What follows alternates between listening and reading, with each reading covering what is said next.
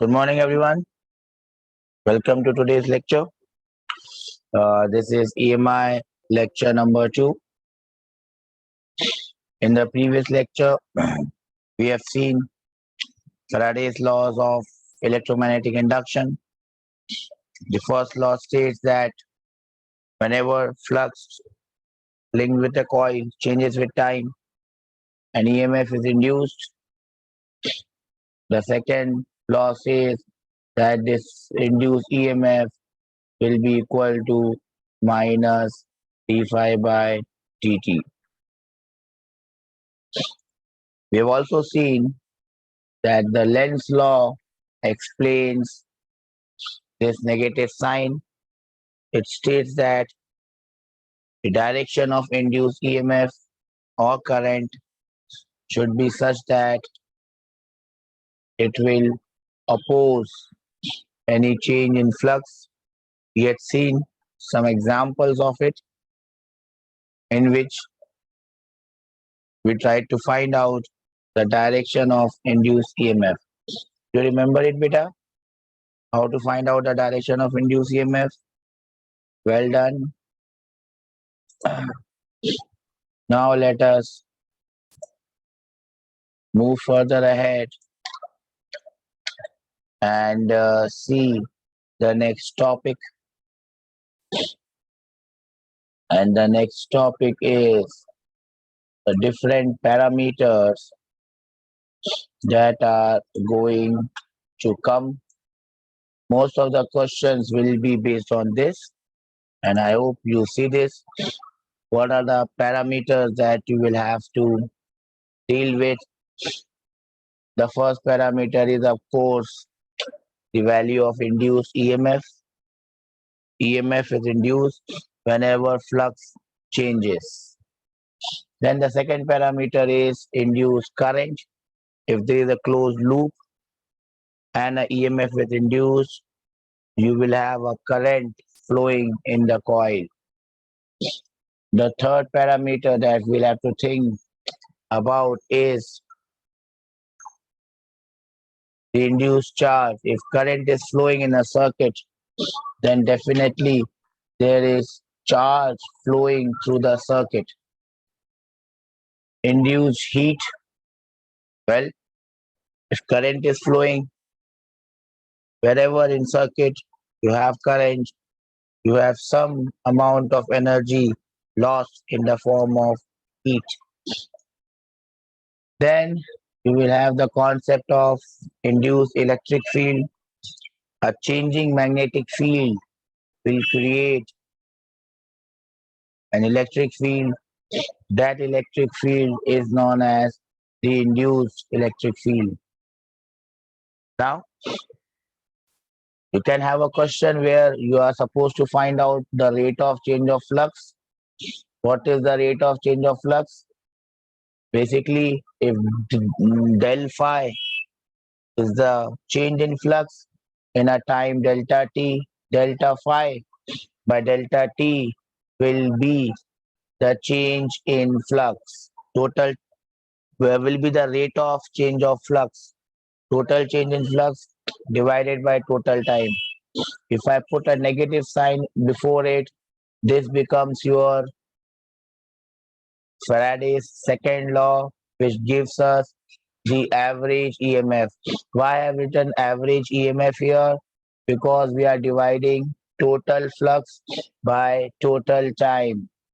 If we want instantaneous EMF, that will be given by minus d phi by dt.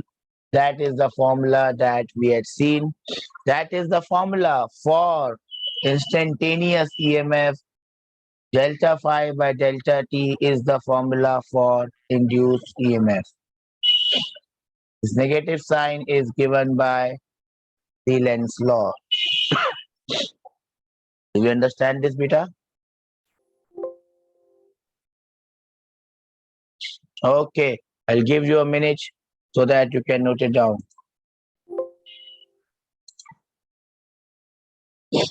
Let's start with the various terms. We have seen the first two terms. Number one, You have seen average EMF. Average EMF is minus delta phi by delta t.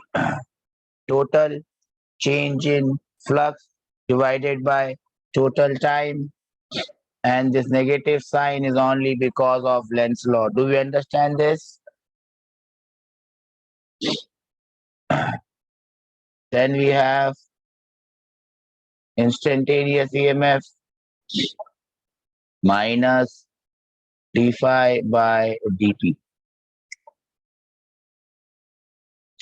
Remember, this phi is the total flux. This phi is the total flux. Sometimes, instead of giving you the total flux, they will give you the flux of one coil. They will give you the flux of one coil. So in that case, the formula becomes minus n into d phi by dt, where this n becomes the number of turns or number of coils, and this becomes the flux of one coil. Do we understand this, bacha? Basically, you have to find out the total flux. To find out total flux, to multiply n number of coils with the flux of one coil. Formula number 3 is induced current.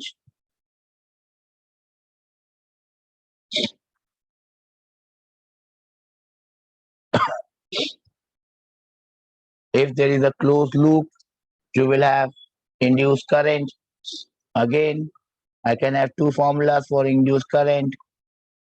Average induced current will be average EMF divided by R. This R will stand for the resistance of the circuit.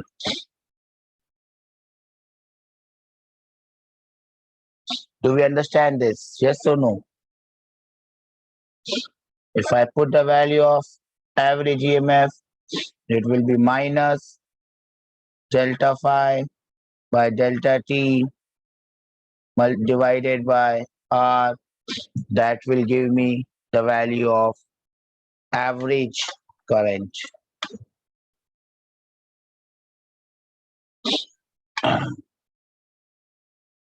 Once we are done with the average current,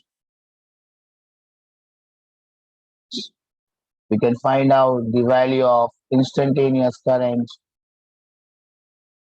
That will be instantaneous EMF divided by R. R standing for the resistance of the circuit, so it becomes minus d phi by dt divided by R. Do we understand this better? I'll give you a minute to note it down.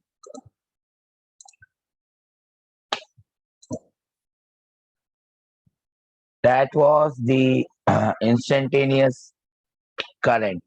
Now let us move on to the next thing, and that is the induced charge. How do you find how much charge has flown? Now remember, small amount of charge flown dq is equal to I into dt, because you remember the formula for current is dq by dt. Do we remember this? Yes or no, bacha? So if I have to find out the total current, I will integrate this. Yes or no? Total charge. Great, bacha. Total charge, let me call it as delta q. This will be integral of I. Now I is minus d phi by dt into 1 by r. I have taken this value of I, bacha, from here. Do we understand this, bacha? Very good. This multiplied by dt.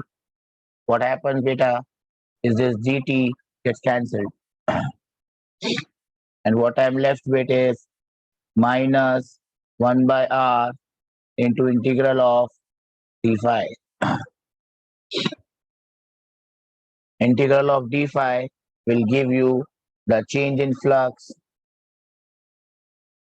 So this becomes the formula for average EMF, average charge, total charge. Total charge is total change in flux divided by R, and this negative sign explains,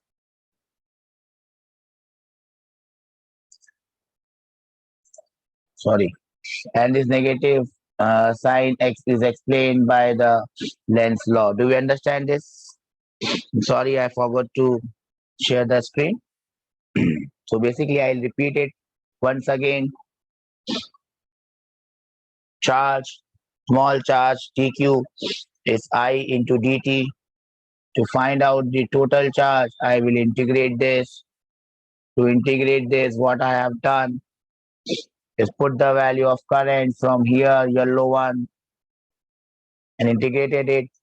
Dt gets cancelled, and I get this formula for the charge flown through the circuit. Is it clear, bacha? I'll give you 2 minutes to note it down.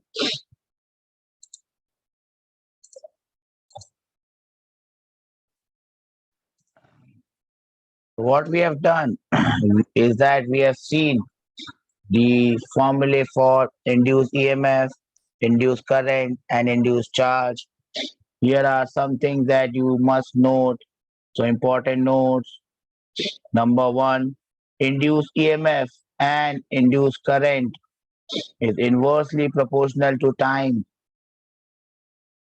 In induced EMF and induced current, you see d phi by dt or delta phi by delta t. That means they are inversely proportional to time. That means if time is less, if I change the flux very fast, induced EMF and induced current will be more. Do we understand this? So induced EMF or induced current depends on time. If you change the flux very fast, induced EMF and induced current will be high. If you change the current very slowly, if you change the flux very slowly, if you change the flux very slowly, induced EMF and induced current will be very less. But on the other hand, if I look at the charge flown, charge is independent of time. Remember this. Charge flown through the circuit in this case is independent of time.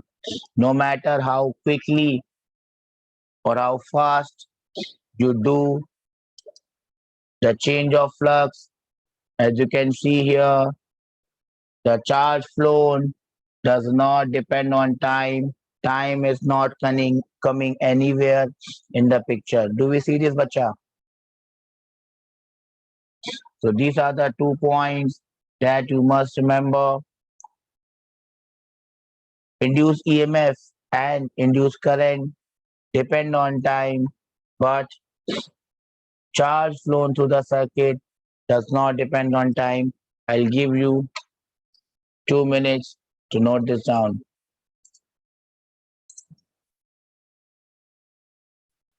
Well, we have seen the formula to find out average EMF, instantaneous EMF, average current. Now we'll solve some question, and this is the first question that I have written for you. The question is very simple. We have a coil. Flux in the coil changes from 10 Weber. Remember, SI unit of magnetic flux is Weber. From 10 Weber to 20 Weber. I have given 10 seconds. Let me change it to, let us say, 5 seconds. From 10 Weber to 20 Weber in 5 seconds. Weber is the SI unit of magnetic flux. The resistance of the coil is given as 2 ohms. Everything is given. You are supposed to find out problem number A, average EMF. Then problem number 2, average current. Problem number 3, how much charge has flown. I'll give you 5 minutes to solve this problem and come back. I hope that you can do this.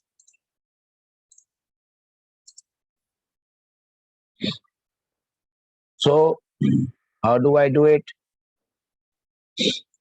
The first thing is I find the average EMF minus change in flux divided by time.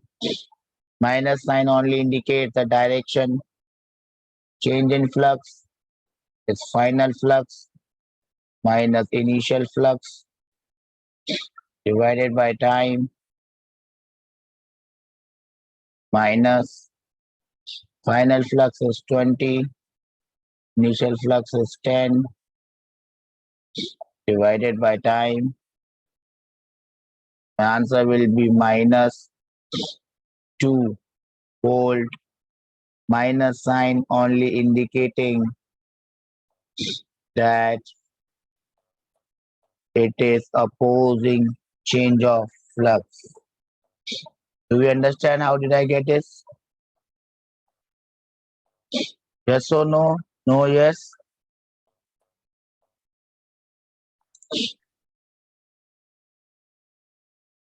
Something has gone wrong. Okay. Something had gone wrong. I don't know what. So basically what I've done here is put the formula for average EMF, which is minus G phi minus delta phi by delta T.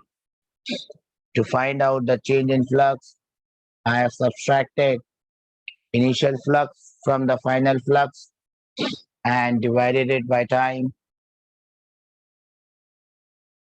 Final flux is 20, initial flux is 10 divided by time, and my answer is minus 2 volt. That is the average EMF. Do we understand this? Can you find out the next two questions? The average EMF and the charge. Can you do that? Can you find out the other two questions? I'll give you time to do it. So let us get the answer. How do I get the average current? The average current is average EMF divided by R. Average EMF is minus 2 divided by resistance is 2 ohms. It is minus 1 ampere. This minus 1 only indicating that the direction of induced current would be opposing the EMF. Do we understand this? Yes or no? What about the total charge flown? Remember, the total charge flown is minus change in flux divided by R minus 20 minus 10 divided by R is 5. So the answer becomes, sorry, R is 2, not 5. R is 2. So this answer becomes minus 5 coulomb. Do we understand this? Now what we'll do is, we will repeat the question. So here is the next question. You have to repeat the question. Repeat question number 1. Repeat question number 1 with time as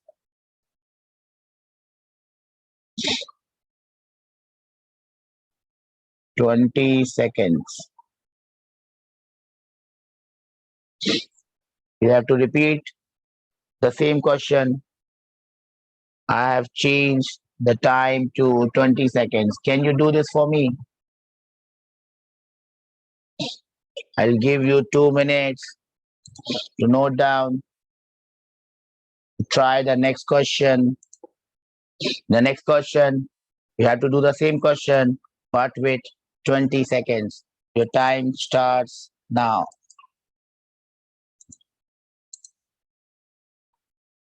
Let's see how we should have done this. Again, the first thing I find out is the average EMF minus delta phi by delta t minus initial flux, final flux minus initial flux divided by time minus 20 minus 10 change in flux divided by time. And now I get the answer as minus half. Yes or no? Well done. Now what we have seen, if I compare this answer with the previous one, in the previous case, the time was 5 seconds and I was getting the average EMF as 2 minus 2. Minus only indicating its direction. It was very high. Now it has become less. Don't look from the minus sign. Minus only indicates direction. Do we understand this? Well done. If I find the average current, will be average EMF divided by R minus 1 by 2. The distance was given as 2 ohms minus 1 by 4 amperes. As you can see, if I compare it with the previous case, the current has also become less. Do we understand this? Don't look at the minus sign. Minus sign only indicates the direction of current. But if I find the charge, how much charge has flown, how much charge has flown, I have written the wrong formula. How much charge has flown, it will be minus 20 minus 10 divided by resistance is 2. The total charge that has flown is still minus 5 coulombs because it does not depend on time. Do we see this? Minus 5 coulomb was here, minus 5 coulomb was there in the first case as well. So this example tells us charge flowing through the circuit does not depend on time. Do we understand this? Well done. Now we can move on and solve some previous year questions. Are we ready for it? Great. Students looking in good spirits today. It looks like you had good breakfast. The breakfast was good? No breakfast? Okay. You would be having your breakfast after the class, right? Okay. I hope that you have a good healthy breakfast. And here comes a healthy question as well. A magnet is allowed to fall through a metal ring. During its fall, what would be the acceleration? This is previous year, AIPMG 1996. Can I have your answer on this one? It's a simple question.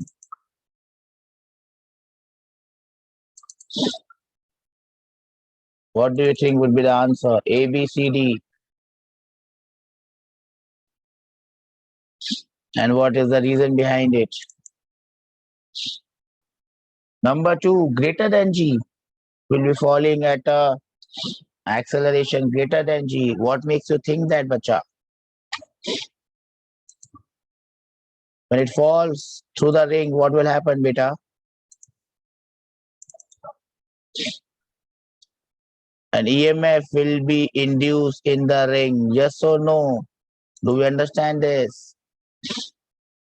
when it falls through the ring, an EMF would be induced in the ring. And what would this EMF do? It will try to oppose its falling. Yes or no? No or yes? Let me know. Will it oppose it or not?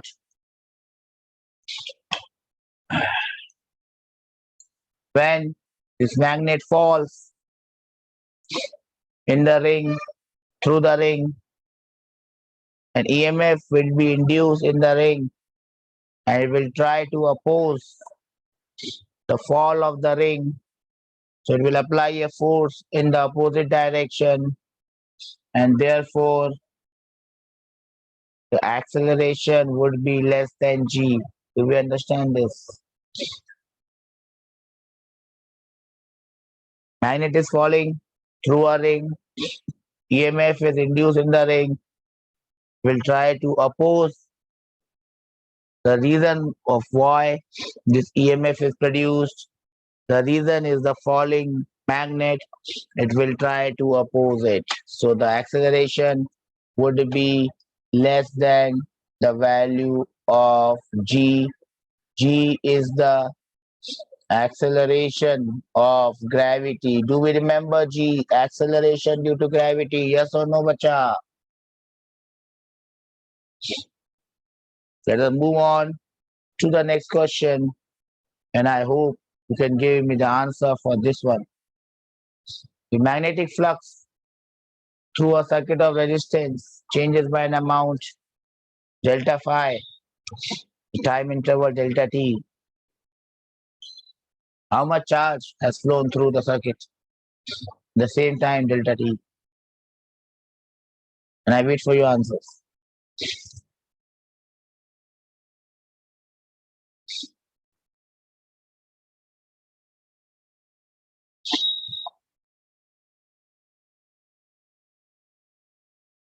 Which one is the correct answer, Bicha? A, B, C, D. 1, 2, 3, 4.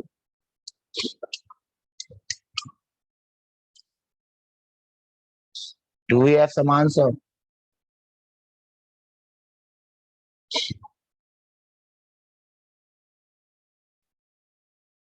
What is the formula for charge?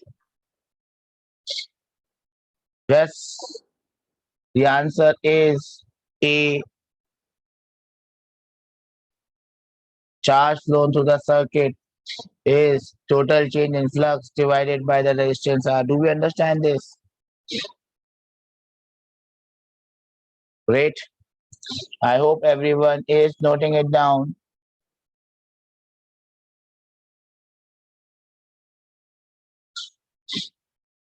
Yes or no? No or yes? That takes us to the next question, beta. And this is question number 7. And I hope you can give me the answer. A plane of a coil is parallel to the magnetic field. In time delta t, it becomes perpendicular. So if the magnetic field is like this, in the beginning it was like this, then it is made like this. How much charge has flown will depend on time. In what way? So they are asking you Q, charge flown. How does it depend on time? What is the answer for this one, bacha? You know the answer. Tell me.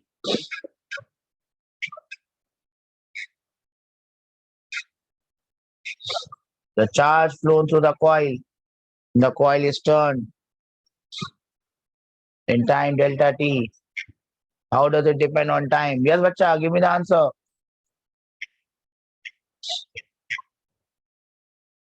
And yes, the correct answer is t raised to the power 0. It does not depend on time. Do we understand this?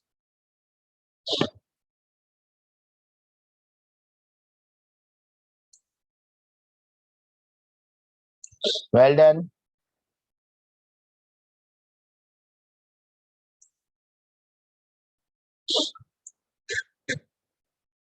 Then comes this question, theory based question. In Lenz's law is the law of conservation of what? Remember, you might not realize this, but this is law of conservation of energy. Energy cannot be created. Energy cannot be destroyed.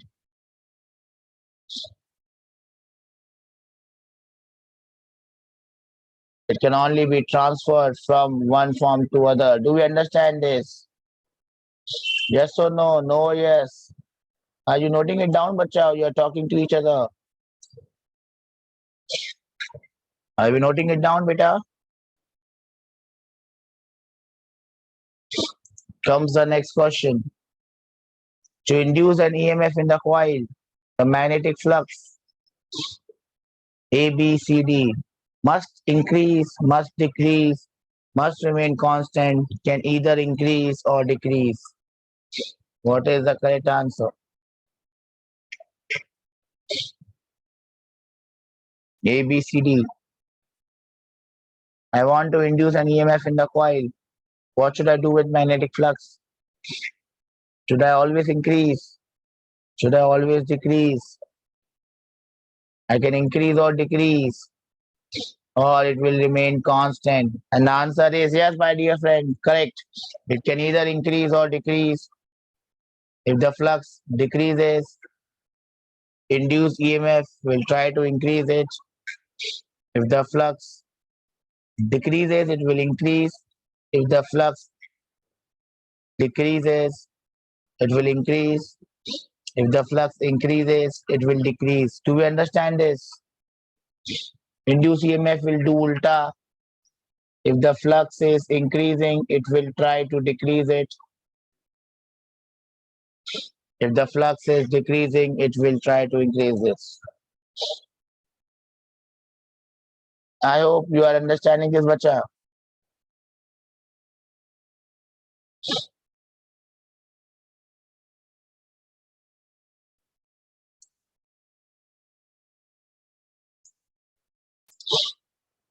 Another question for you.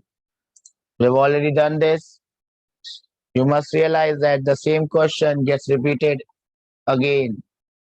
Lenz's law is based on, I hope you know this, it is based on the law of conservation of energy. Yes or no? No or yes? Well done.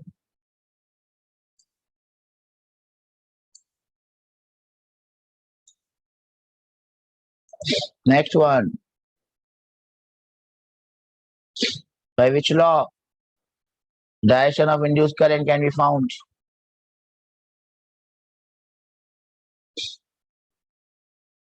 Which law gives us the direction of induced current? Anyone knows this? Yes or no? Lenz's law. Yes or no? Yes, bacha. That's correct. That is correct, bacha.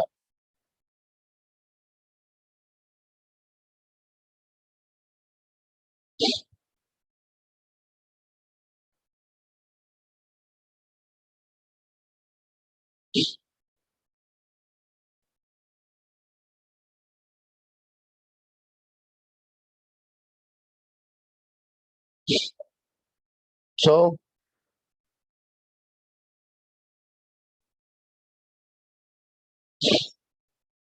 one more based on the concept that we have already discussed. Let us see if you can tell me the answer for this one. A magnet is taken towards a coil. A, rapidly, very fast. B, very slow. Then the induced EMF is more in A, less in A, same, more or less, depend on in the radius. Which one? Yes, I can see a smile on your faces. You can see this is how questions are framed, beta. And if you understand them correctly, if you understand them correctly, and this is one question which has come many times and we have not seen it. So let us see if you can solve this question for me.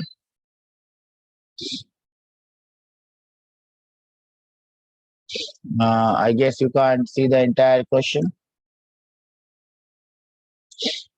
I hope you can see it now. The north pole of a magnet is brought near a metallic ring. The direction of induced current in the ring would be. How do I find the direction of induced current? And I have an answer straight away. Anti-clockwise. How did you get the answer, Vita? Well, you have been okay. Yeah, yeah, good. But see, how do you get the answer for this one? I'm very happy that you got this. So you can understand that North Pole is coming towards you. Yes or no? So what I got to do? I got to oppose it. I don't want North Pole to be coming towards me. So what do I do? If I can create a North Pole here, it will oppose the North Pole. Yes or no? To create a North Pole here, the induced current can be found out with this N. To create a North Pole, the induced current would be anti-clockwise. Do we understand this? I have written N in this fashion. If I would have to create a South Pole, then the induced current will be clockwise. Do we understand this, bacha? For example, in the next question, instead of this as north, I make this as south and this as north. I change the question like this. South pole of the magnet is coming towards the ring. What will be the direction of induced current? The south pole is coming towards. What would be your answer, bacha then? If the south pole of the magnet is coming towards the ring, if the south pole of the magnet is coming towards, I need to push it up. I don't want it to be coming downwards. So I will create a south pole. In that case, the answer would be clockwise. Do we understand this, bacha? So basically, Lenz's law only states that we must be opposing it. Do we understand this? Yes or no? Now, if I change the question again, and now I make the north pole to move away. North pole is now moving away from the magnet. Can you tell me what would be the direction of current in the ring? I'm making north pole to go away. Yes, bacha. Very good. Very nice. If the magnet ka north pole is moving away, I will try to create a south pole and bring it towards me. Because I don't want now it to go away. Do we understand this, bacha? So I'll try to pull it back. How can I pull north towards me? I will have to create a south. Yes or no? No or yes? This is how, bacha, we can use Lenz's law. We can use Lenz's law and find out the direction of induced EMF in different cases. Do we understand this? Yes or no? No or yes? Then we move on to the next concept, bacha. And the next concept is the concept of induced electric field. We have seen the concept of induced EMF, induced current, induced charge. The next is the concept of induced electric field. What does this concept state?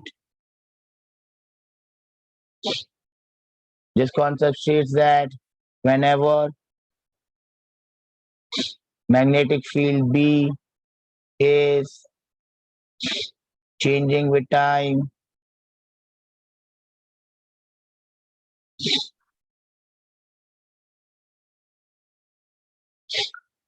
electric field is induced or an electric field is created.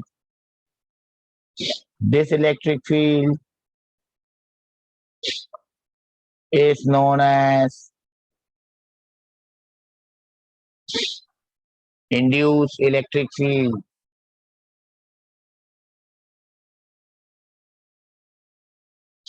And how do you find the value of this induced electric field? You take the line integral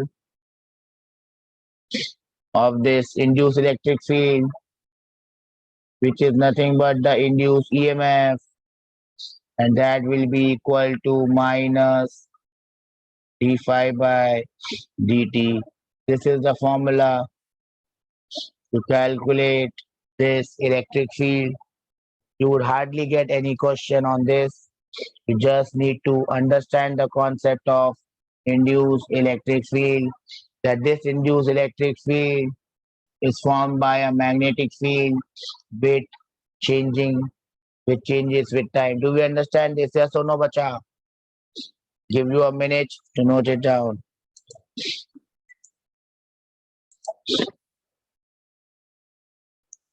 And we note down the properties of this induced electric field. Number one, it is non-conservative and it is non-electrostatic. Field created by a charge is known as electrostatic field. This field is induced electric field.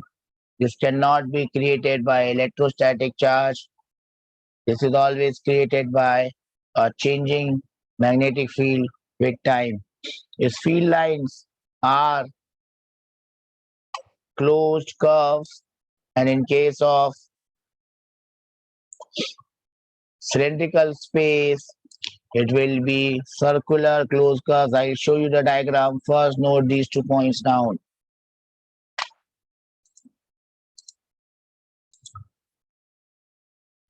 Well, this is how the magnetic field looks like in a cylindrical, electric field looks like in a cylindrical space. This electric field, as you can see here, is moving in closed concentric circles. This electric field is created by a magnetic field which is varying with time. Do we understand this? Please mark this diagram for you to understand this. And let us move on to some key points. Number one, induced current depends on the nature of coil. That is, it depends on the resistance. The coil is made up of less resistive material, copper, silver, gold. Current would be more. Remember, current is inversely proportional to resistance. Do we understand this? Second point, whenever flux changes, EMF is induced, but induced current will only come when the circuit is closed. In case number one, circuit is closed, you will have induced current. In case number two, circuit is open, you will not have any induced current, but you will have induced EMF. Do we understand this? We understand this, bacha? I'll give you a minute to note this down. Remember, whenever flux changes with time and EMF is induced, if the circuit is complete, then only the current comes. Note it down, I'll give you a minute. Let's move ahead and see the rest of the points. Induced EMF, induced current, induced charge, they are all induced parameters. They only come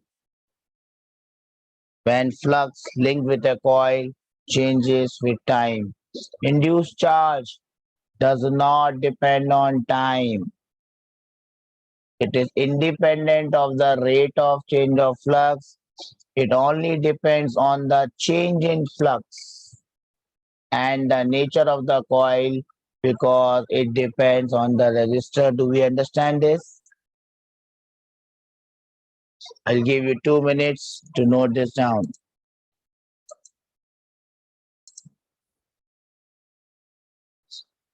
Well then, move on to a question. And the question like this. Magnetic flux in Weber linked with a closed circuit of resistance 10 ohms varies with time, and the variation is given as a function of time. What is the induced EMF at 0.2 seconds? I'll give you 5 minutes. Think about this question, how to do it, then I'll be back with the answer. Think about it. You know how to solve it. You already know the formula. You just have to do one mathematical calculation. That's it. Try it. Please try it. The question is, how do you find it? And the answer is pretty simple. The answer is pretty simple. Induced EMF is minus d phi by dt. Yes or no? No or yes? Do you know this? You just need to differentiate that equation with a negative sign. Derivative of 5t square is 10t. Do we understand this? That is the derivative of 5t square. For minus 4t, the derivative would be minus 4. Yes or no? For 1, the derivative is 0. So you can take the negative sign outside. Remember, negative sign is only for direction. 10t minus 4. Just put the value of t as 0.2. 10 into 0.2 minus 4. 2 minus 4 minus 2. The answer is 2 volt.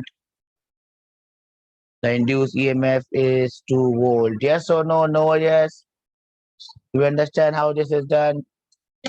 Well done. I'll give you one more problem on this. Question number 2. Flux varies as 2t square minus 4t plus 1. Find the induced EMF at t is equal to 1 second. The resistance of the coil is 5 ohms. Find current at t equal to 1 second. So this is the question for you guys. We give you 5 minutes to solve this. I hope in 5 minutes you would be able to give me the answer. I'm waiting for your answers. Well then, let's see how you solve it. Solution. Induced EMF is minus d phi by dt bacha. Minus, find the derivative. It is 4t minus 4. Yes or no? No, yes. At t is equal to 1 second. If I put the value of EMF, that EMF is coming as 0. Don't worry. That doesn't mean that the EMF is not induced. EMF is induced, but the value is coming at this point as 1 second. Do we understand this? And also at t is equal to 0 seconds, t is equal to 1 second, 0. The current also becomes 0. Do we understand this? Yes or no? No or yes? Can you find the value at t is equal to 2 seconds and see whether it is coming 0 or not? At t is equal to 2 seconds, EMF becomes minus 2 into 2 sorry, not 2 into 2. 4 into 2 minus 4, so it becomes minus 4 volt. Do we understand this? Yes or no? And also at t is equal to 2 seconds, the current becomes EMF divided by R. It becomes minus 4 by 5 amperes. So you can put different values of time in the equation that you have got, and you will get different values of instantaneous EMF and instantaneous current. Do we all understand this? What we have done in the class today? Well done. So this brings us to an end of this class for today. We have taken this concept of EMI and we have understood the various terms that come here. If we could remember, we saw the concept of induced EMF, induced current, induced charge. We saw average EMF, total change in flux divided by total time. We saw instantaneous EMF. We saw average current. We saw instantaneous current. We solved a lot of questions based on that. We saw that instantaneous EMF or current depends on time. Faster you do it, more is the instantaneous EMF or more is the instantaneous current. But the charge that flows through the circuit, it does not depend on time. It only depends on how much the flux has changed and what is the material of the body, because it depends on the resistance of the material. We had also seen some concept of Lenz's law in today's class, where we saw a magnet falling through a ring and we saw what would be the direction of current by North Pole and South Pole wala concept. In the next class, what we'll be doing is we'll be moving on to the concept of induction. We'll be moving on to the concept of induction.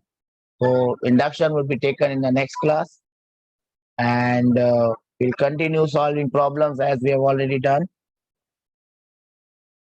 We'll try to wind up EMI in 2 more classes, and then we'll move on to your AC.